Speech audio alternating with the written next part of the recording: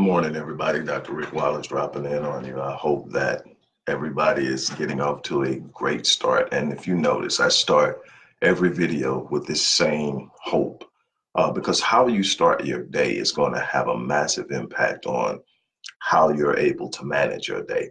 Understand when you say win the first hour, win the day, it doesn't mean that if you create this great atmosphere in the first hour of your day that you're not going to face challenges as you move through your day. That's not what that means. It means that when you set your state, when you prime yourself to win, you shift and maneuver and position your thinking to be able to meet any and every challenge that you will face. You're going to face challenges.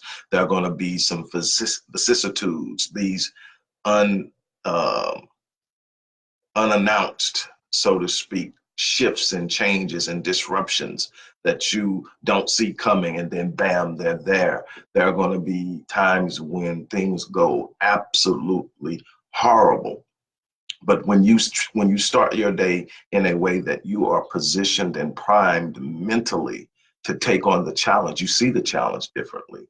You approach the challenge differently. You're not knocked off completely off the kilter by the challenge. And that's important because life's going to throw curveballs. Life's going to come up and push you from behind. Life is going to throw stumbling blocks, roadblocks, obstacles in your way. That's par for the course. It is not about the circumvention of discomfort. It's not about the circumvention of struggles and problems and issues and situations and frustrations and delays. It's none of that. It's about getting your mind right. It's about getting focused. It's about setting yourself up to win.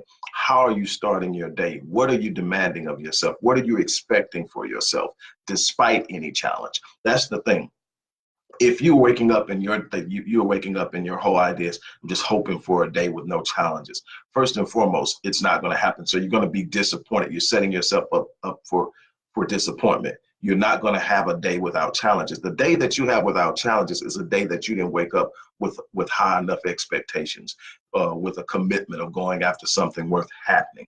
If you don't meet challenges in your day, it means that you're not shooting for something. You're staying back and just trying to play it safe. And then the crazy thing about playing it safe is life still comes and finds you. And so it's not about that. It's not about the circumvention. It's about setting your mind to win. And winning takes on the obstacle. Winning takes on the challenge. Winning takes on all of the difficulty. Winning says, I'm built for this. That my God, my creator, the Most High, the Almighty, designed me for this. I'm built for this. I'm going to go out. I'm going to figure it out. I'm going to work it out. I'm going to move through it. I'm going to gain ground. I am not going to be denied. I will not let my situations dictate to me my reality or my future. Okay, with that out of the way, I want to remind you guys, if you haven't gotten Critical Mass, I'm not going to reach back and grab it. If you haven't gotten Critical Mass, go ahead and do it. The link is in the description box or the post box, depending on where you're watching this at. Get Critical Mass. Okay, also, we are now offering breakthrough sessions, a free 30-minute breakthrough session. Just fill out the form that's in the description box and email it to the address that's designated, and you will be contacted to schedule your free 30-minute breakthrough session. Okay, now that that's out of the way, let's talk real briefly. I'm not going to take too long. I told you I was going to try to cut some of these 40-minute sessions down, so I'm going to do the best I can here.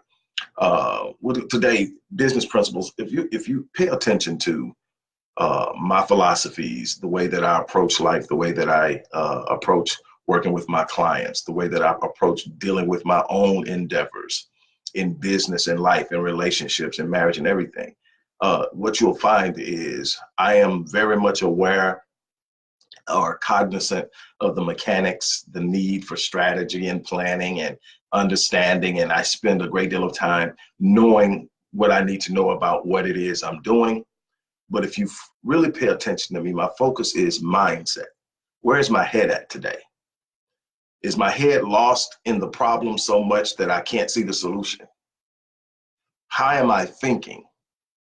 And let me go back to that one for a minute. Is my head so lost in the problem that I can't see the solution? And that comes from a place of saying there's always a solution, there's always an answer. There's absolutely no problem, obstacle, or situation or undesirable circumstance to the mind of God. And we have the mind of God. And so, absolutely no situation that doesn't have an answer. The problem is we get lost in the problem at a level and a depth that we cannot discern the answer or the solution. And it's sitting there, but we are so focused in another way of saying it is we gave the power to the problem.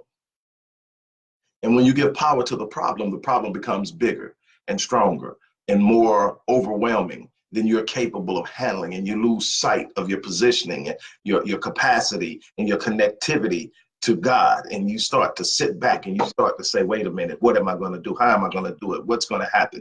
What I'm trying to get you to understand here, settle down, calm down, back up a little bit, get yourself situated, look forward, know that you have what it takes. And if it requires greater development, you have the capacity for that. So in that mindset about, here we are again, and what the focus is mindset. The focus is, how are you thinking about a situation? You know, people talk about business plans. People talk about marketing analysis. People talk about understanding your approach to business, your 90-day plan, your 1-year plan, your 3-year plan. The whole idea of a 5-year plan at this point in time, at the way that things are evolving, is ridiculous, because nothing that is working now will work 5 years from now. So the whole plan, now you can have a 5-year goal, but a 5-year plan is ridiculous because it won't look anything like it looks now, because how things are done, what works, what doesn't work, the way the market is set up is evolving at such a rapid rate. That old idea of setting up a 5-year plan no longer works. Matter of fact, I can't remember who it was, but they at the turn of the century, they said that the illiterate in the new millennium, moving into 2000, the new millennium, the illiterate won't be those who can't read and write. It will be those who are unable to learn, unlearn, and relearn. And that's something that you've got to be able to adjust on the fly. You've got to be able to reevaluate situations, relearn, re-engage. The old models are not working because of technology, because that we have broken through. We have broken through many of the restrictions that were once holding us in local ideologies of economics and business. We're on a global economy now. Anybody can touch anybody at any place on the globe if they have an internet connection.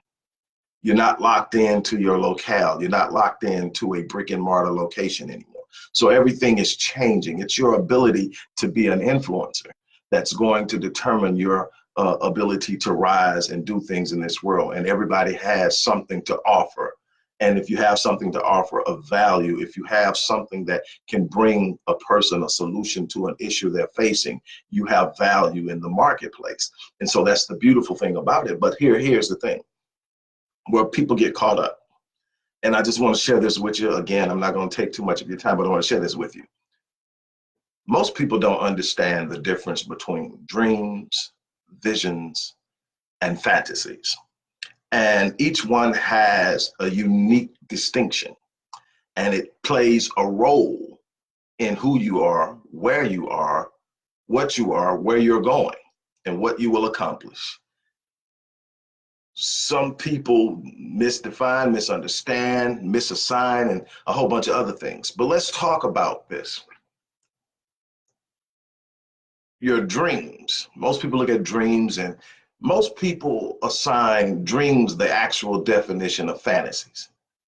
It's just something way out there, and it would be nice. No, that's not your dream. Your dream is simply the introduction in image of your destiny. Your dream is a visual snapshot that may come to you in a dream or may come to you through an epiphany, but it is a clear image of your destiny and your purpose. A dream is not a wish, it's not a fantasy, it's not something you throw away and set to the side. Your dream is an image of your assignment. A dream is the visualization of why you're here. You don't set it aside, you engage it. A dream is simply that. It is what you have been given and designed to do. The vision, and I'm going to explain this to those of you who who have religious backgrounds. I'm going to explain it to you biblically in a second, because there are a lot of people running around claiming to be leaders in the church that are misteaching this and misleading and misguiding people and putting them in a place of bondage to where they can't operate mentally, emotionally, psychologically, and ultimately physically, financially. And we need to clear that up. So first of all, there are dreams.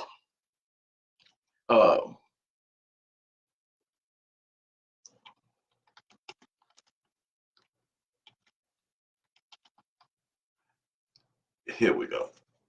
And that's important to understand. Dreams, images, visuals of who you are and what you are meant to do. It's important.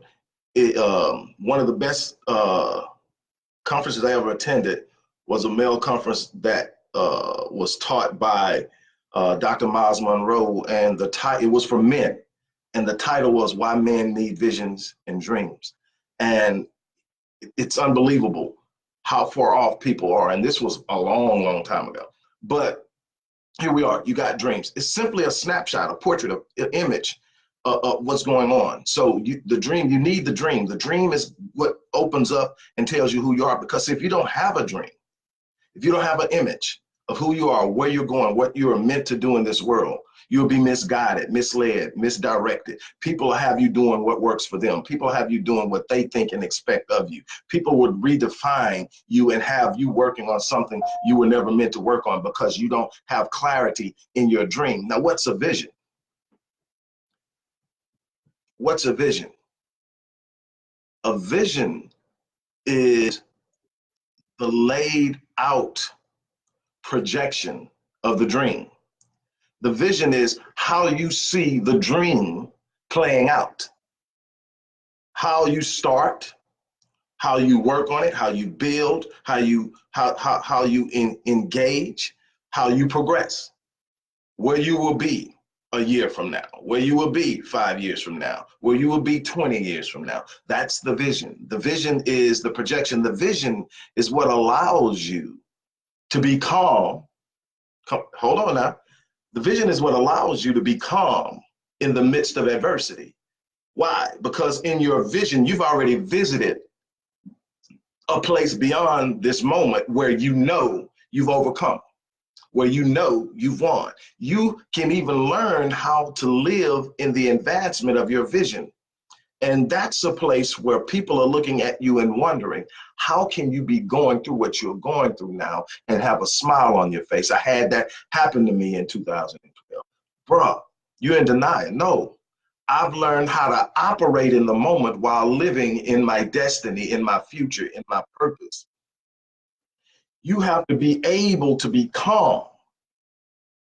You can't become frenetic and unglued every time a situation isn't working the way you want it to. You can't allow yourself to be shaken emotionally, psychologically, and expect to sustain yourself, your force, your momentum, and your movement. You've got to have something that comes. Your vision says there's another day. Your vision says you have purpose. Your vision says it doesn't end today. Your vision says something greater is coming. Your vision is what gives you the projected sight into where you're headed far enough ahead to calm you in the midst of the storm. See, people lose sight of it, and people have these real willy-nilly casual ideas of what dreams and visions are. Dreams and visions are extremely important. And I'm going to explain that biblically in a second, and then we'll talk about fantasies. See, when God sent the prophet Joel to the people, He told them in just that when I pour out my spirit, some things are going to happen. You know, some men are going to now, young men are going to dream dreams, old men are going to have visions, and some things like that. And what was he saying? See, what we lose sight of is when I pour out my spirit, and you got to understand what that means in light.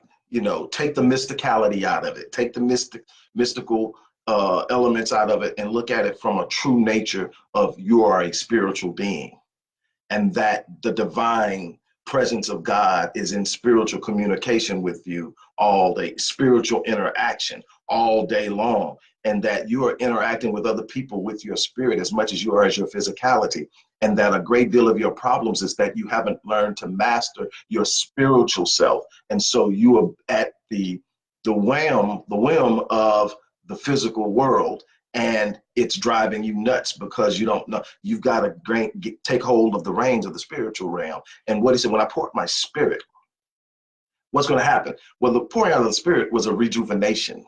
It was a revival.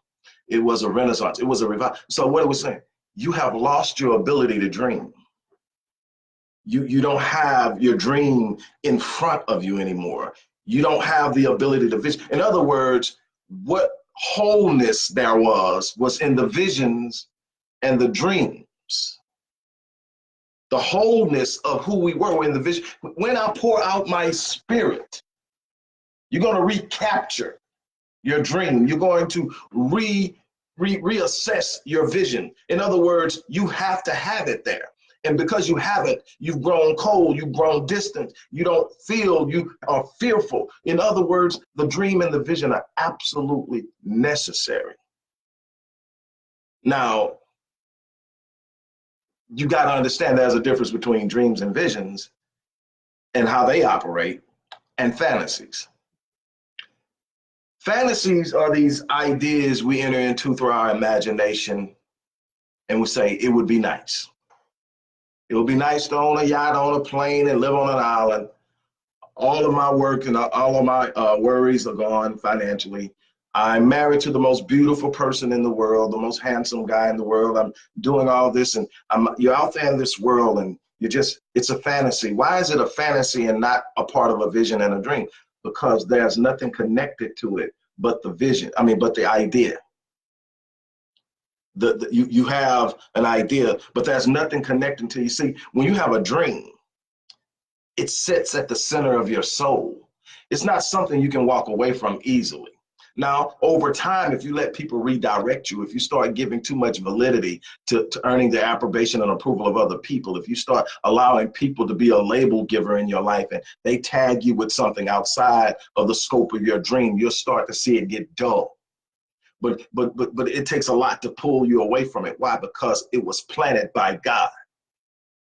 It's not somebody else's idea of what you should be doing. It's what God gave you to do. It's hidden in your design. It's in every cell of your body. It's in the structure and the sequence of your DNA. You can't shake it that easy because it's who you are, not just what you are. It's who you are. I tell people all the time, you don't get what you want, you get who you are. You're trying to get something that is well within your right to have, but you're trying to get it being somebody you're not. You're trying to get it without being who you should be in order to have it. And you're frustrated because you're not becoming.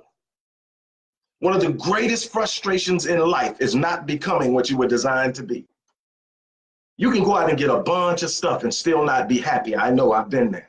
Why? Because you are trying to define and set your life up based on how everyone else says it should be instead of how your design demands that it be. And that's the problem. We treat business as a mechanism and not understand the spiritual elements and components that govern all of life. These universal laws are in place, and it's not just in areas of casual engagement. It's in every area of our life that God has set up these universal laws to govern how we interact, how we move, how we fare in life, and it's up to us to master it. Some of us get frustrated in the process. Hey, the process can be taxing. It can be draining at times, but it has a purpose. See, when you're operating and pushing through the process, you're also developing and building and becoming what you need to have. If you want something greater than what you have to become greater. Stop focusing on what it is you want and focus on what it is you need to be. Some of us don't want to let go of the old us, but we want new results.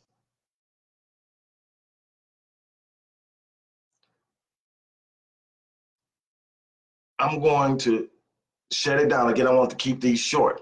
You have to understand something, that there is something inside of you given to you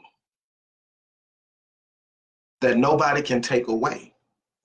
You can't disqualify yourself from it. It's your purpose. It's why you're here. And how you fare in this world in the area of fulfillment is going to be determined by how intentfully you engage your purpose. See, if it's all about the money, it's going to be rough. It's not that you can't experience success in getting money. It's that when you find it, it won't do what you thought it will do for you. And now you will be even more miserable because you've been telling yourself that when I get this, when I accomplish this, when I get that degree, when I buy that house, when I buy that car, when I have this amount of money in my bank account, when I meet this fly guy or this sexy girl, all is going to be well. And then you get there and find out that's not the case. Why?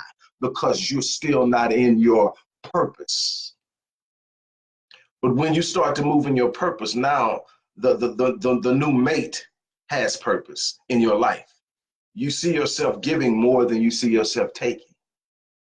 You see yourself rising and have a demand on you to rise. You're never going to be content and settle because now you know your purpose. I've told people, and I've been saying this for literally decades now, and that is when you discover your purpose, it will explain your pain.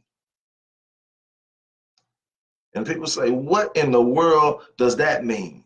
There are some things that you've gone through in your life didn't make any sense to you, and you ask, and you were probably calling to God, why me? What did I do to deserve this? But when you discover your purpose, it will explain your pain.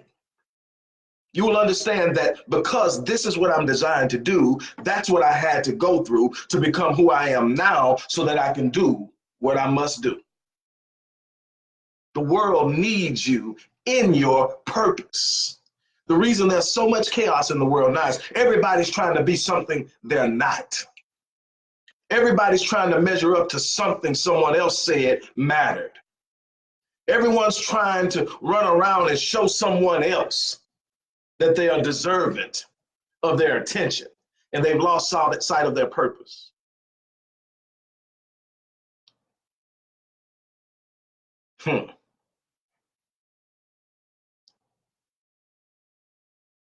Purpose is a seed planted by God that literally permeates every ounce of your being.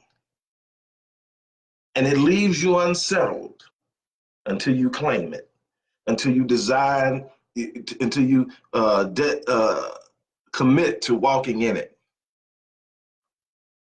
The dream is but an image of your purpose, of why you're here. It's not to be taken lightly. It's not to be shelved.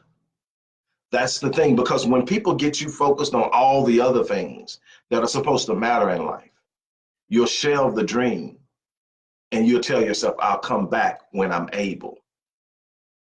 But now you've moved in line with what people want you to do, and you step down from the peak of purpose to entertain everything that won't bring you any intrinsic value whatsoever.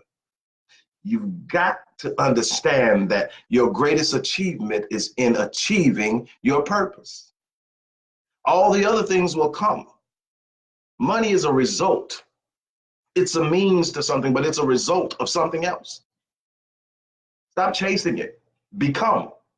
The money will come. Start meeting the needs of people. Start providing solutions based off your design and your gifting. The money will come. Grow yourself. Understand that you are a representation of the divine creator. You are a representation. Your greatest evangelic move is how you live your life, not what comes out of your mouth. And I'm not saying that you're always on the peak. I'm saying that even when you're taking the hardest hits you've ever taken in life, people still see the victorious spirit of God moving through you. When you should be broken, you're smiling and people don't understand it because you're not living in the moment. You're operating in it, but you're living in your future destiny because you already know this won't break me. This won't destroy me. This won't take me out. I'm built for something. I'm here for a purpose, and I will finish what I started. And they say something wrong with him. He in denial. He crazy. No, I've learned how to train my mind to catch up with my destiny. See, some people get so caught up, like I said earlier, bogged down in the moment, in the problem, in the situation, in the circumstance, that they can't see the solution. See, I'm already living in the solution because I know how to be there. I know how to visualize. I know how to project my vision so that I can see beyond the moment. This is not going to break me. It's not going to destroy me. I'm built for this. How many times have people heard me say that? What do you, I look at myself in the mirror and I say, I'm built for this. I don't care what it is. I've been through some things and I found out that I was built for it.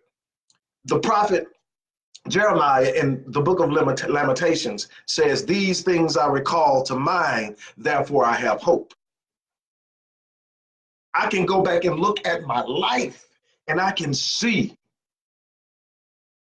things that should have took me out, but I'm still standing. Times it should have been over, but I'm still breathing. Times that should have crushed me, but I crawled out from the rubble.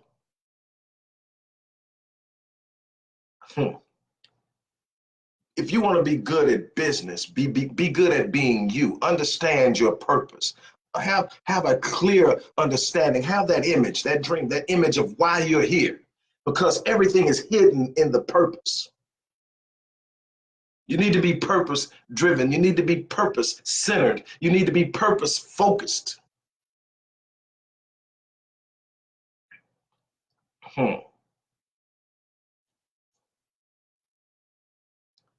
There's a distinct difference between visions, dreams, and fantasies. Fantasies are great when you're exploring possibilities. Nothing wrong with the imagination. God gave us the imagination. We snatch it out of our children far too early. But a fantasy can't be connected to visions and dreams. The dream is the snapshot of the purpose. It's God understands because God made you that your ability to see something in vision implanted and imprinted in your mind. It gives it a reality. You get more emotional over the vision of something. Think about it. You can hear all day long on social media about something that happened. And you say, man, that's sad. That's horrible. But you fool around and run across that video. What happens? Oh, it hits you then. Why? Because God designed us for the image to have a greater impact. Why? Because at some point we're not all going to have the same language. But the image is the same no matter who's looking at it, whether you speak Spanish, whether you speak English, whether you speak German, or French. It doesn't matter. When you see the vision, it's the same and you can understand it. It has power. But see, the dream and then the vision is simply the dream projected. It says, this is what your purpose will look like a year from now.